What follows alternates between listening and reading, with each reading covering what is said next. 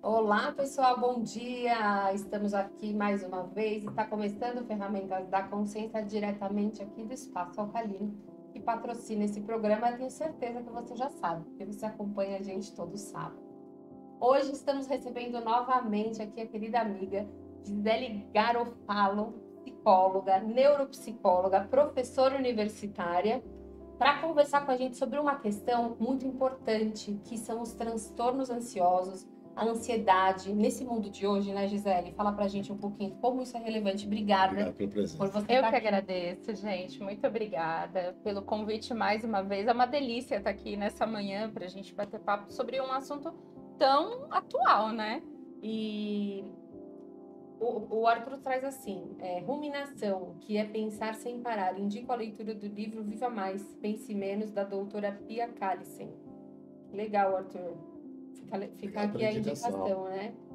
E essa ruminação seria esses pensamentos, né? Repetitivos, e Pensamentos vai, e que são volta, e vai. recorrentes, né? E quantas vezes, quando a pessoa deita, vem essa chuva de pensamentos, né? Essa enxurrada de pensamentos. Porque aí você começa assim: nossa, eu precisava fazer isso, ai, eu não fiz aquilo.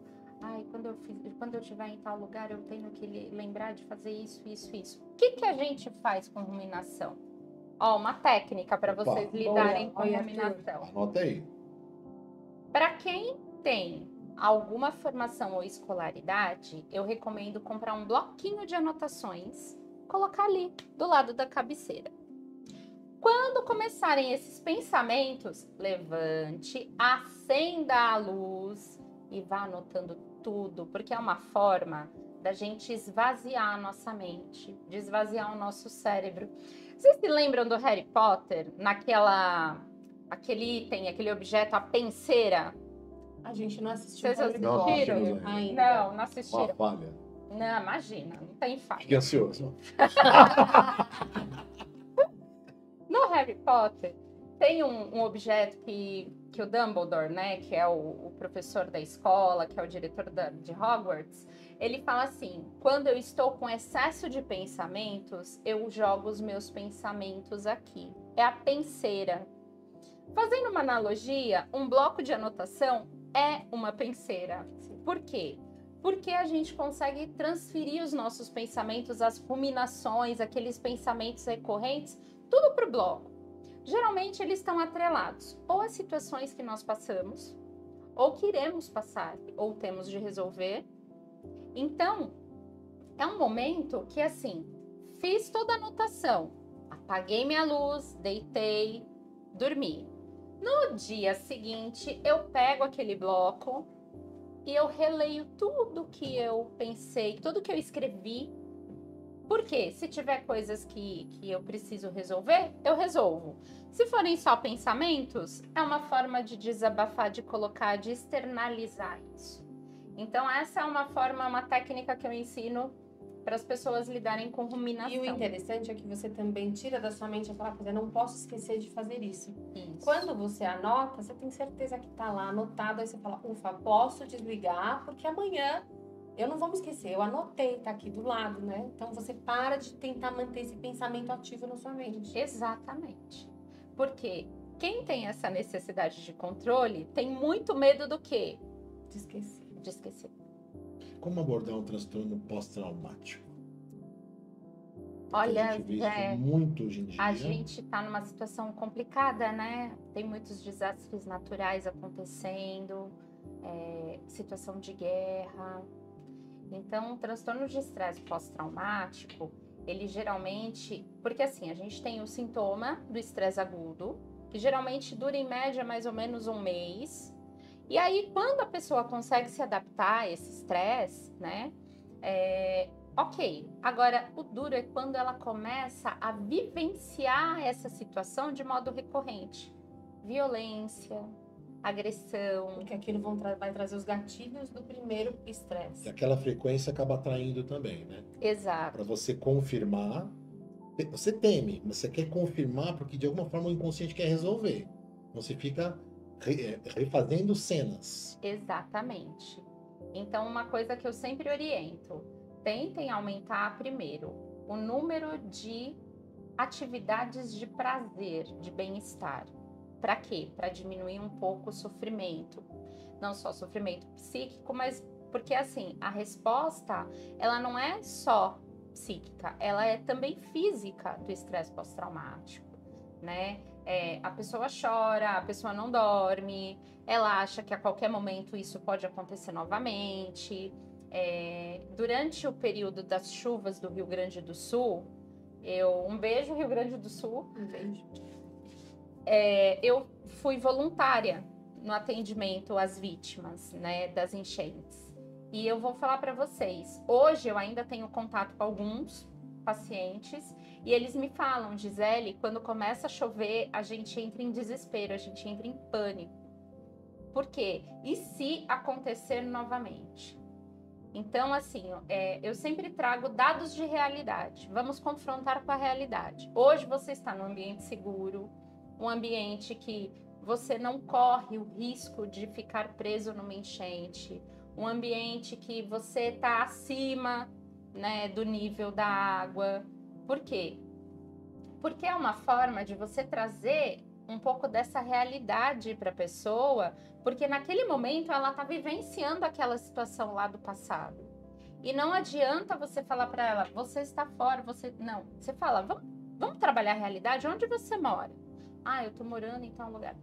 Tem possibilidade de entrar água na sua casa? Não. Até porque quem vivenciou isso acabou adotando algumas medidas. Sim. Né? Preventivamente. Exatamente. Então colocou uma comporta. Alguns saíram daquela condição ali próximo de rio, de risco. Então, pelo menos as pessoas que eu atendi. É claro, a gente tem pessoas que continuaram, né? Mas aí é o que eu falo, vamos confrontar com a realidade. Então, uma coisa que eu fiquei pensando aqui é como não a pessoa não fazer uma cisão na vida por conta de um transtorno, né? Por exemplo, assim, tenho minha vida, acontece o estresse e aí depois eu tenho uma sobrevida ou uma continuação da minha vida. E aí parece que tudo que acontece aqui depois tem a ver com essa partida. Eu acredito que as pessoas do Rio Grande do Sul também, né? Sim. Porque fica recorrendo aquilo lá, porque naquela época era assim, era assado, agora é assim, né? Sim. Como que a gente faz para lidar com essa cisão e talvez olhar isso como uma experiência e não exatamente como uma cisão e uma continuação depois? Primeiro, eu penso que no estresse pós-traumático a gente não tem condição de lidar sozinho, a gente precisa de ajuda profissional, né? Procurar não só o psicólogo, o psiquiatra, mas, né, procurar outras áreas da multiprofissional. Por quê? Porque a pessoa ela precisa retomar justamente para que ela não cinda a vida dela. A partir do momento que ela faz uma cisão, é como se ela fosse o antes e o depois. Isso podem até ser coisas interessantes. Por exemplo, uma pessoa que tinha uma oportunidade de emprego, por algum motivo perdeu, resolveu sair, resolveu mudar de carreira, e aí fica retomando, porque se eu não tivesse feito isso há tantos anos atrás, a minha vida hoje estaria assim. Isso é uma cisão também, né? Sim, mas esse tipo de cisão, na verdade, é muito mais um regresso a uma situação e uma ansiedade em relação a o que poderia ter sido, ou o que a psicanálise chama, né? Eu adorava esse termo, chorar a nostalgia do objeto perdido. Então, assim, apesar de eu não ser psicanalista mais, mas, né, hoje então é diferente desse totalmente diferente. Porque o trauma, ele paralisa o indivíduo. Então, ele não consegue continuar a vida dele, minimamente, né? Sair, conversar, ter contato com outras pessoas. Então, assim, isso eu vejo muito na minha prática, pessoas vítimas de violência. Conseguir romper o ciclo da violência já é uma grande dificuldade, um grande desafio. E o pior, retomar a vida a partir daquele ponto pensando, isso não vai voltar a acontecer.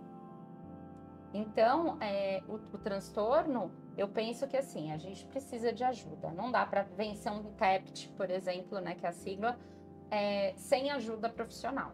E assim, buscar não só a questão clínica médica, mas também atividades de lazer, atividades de bem-estar, situações que nem na psicologia, eu sou cognitivo-comportamental, né? Como abordagem que eu sigo. A gente trabalha o enfrentamento, a exposição do estímulo. Nossa, agora você falou uma coisa super legal. Quando a pessoa não quer falar sobre assuntos que incomodam, isso é problemático ou é só uma questão pessoal? Porque você falou sobre enfrentamento, né? Às vezes tem questões que pegam tanto pra gente que a gente não quer nem falar sobre o assunto. Sim. E geralmente nesse momento trauma, também é preciso uma ajuda profissional. Sim, até porque você só vai conseguir, como psicólogo, trabalhar com o que o paciente te trouxer, né? Então, assim, é importante você oferecer um setting acolhedor, onde ela saiba que realmente ela não vai ser julgada, onde ela se sinta amparada e segura o suficiente para poder trazer qualquer que seja a informação sem aquela sensação de, puxa, será que eu devo mesmo falar sobre isso? Então, eu não quero nem lembrar do que aconteceu. Se eu falar sobre isso, isso vai acontecer. Né? Sim, porque as pessoas elas têm essa coisa no imaginário. Estou chamando, estou atraindo. Vocês se lembram, na década mais ou menos de 60, 70, que as pessoas não falavam a palavra câncer? Sim, sim. Tá, até hoje as pessoas ruim. falam, essa tá com aquela doença. Tá com aquela doença. De morte, né? Decreto de morte. E a gente não tem um avanço do tratamento oncológico, onde as pessoas elas têm uma sobrevida muito maior e assim, com qualidade. Alguns casos até que tem a remissão completa do quadro, né? Então, assim, eu acho que tudo está bem atrelado com nossas questões psicossociais também. Né? Como manter a atenção plena? Como ficar no aqui e agora?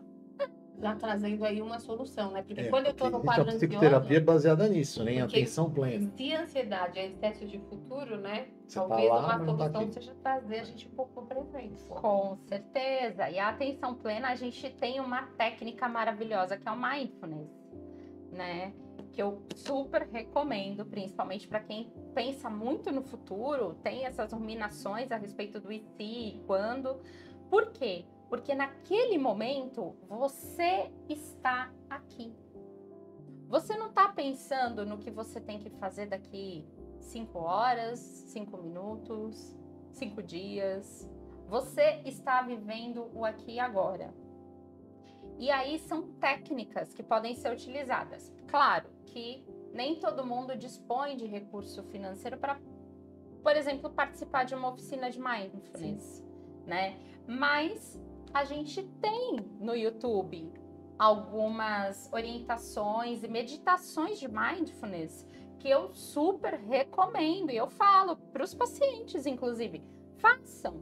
Tem dificuldade de se autossugestionar, de se autoguiar? Pega uma meditação guiada.